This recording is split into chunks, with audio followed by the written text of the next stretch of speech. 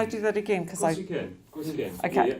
So I was 15 years old. My mum offered to take me on a driving lesson. One day, very soon after passing my test, I jumped into my mum's car and it was night time, totally forgot to put the lights on.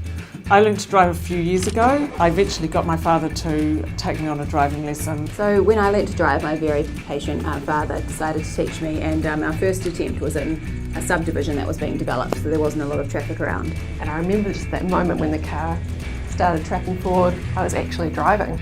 We were driving through very quiet suburban streets. I remember out of the corner of my eye seeing Mum's hand just kind of go up and grab that handle that's on the passenger side of the door, and just a little bit of a white-knuckled grip.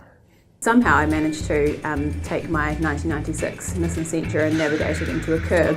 As soon as he saw a car, he said, "There's a car coming, there's a car coming." But the car was actually only doing about 40 k's, and it was about 100 metres away.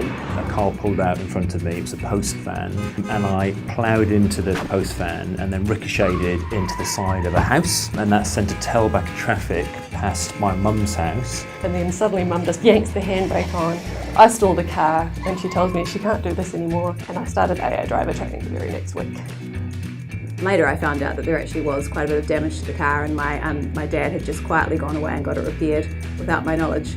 She came out of the house to check out what the commotion was. She walked up the street and she shouted at me, "Reese, you stupid little boy!" So the moral of the story is outsourcing is great. So if it's dark, put your lights on. So what I would tell a new driver is watch out for curbs.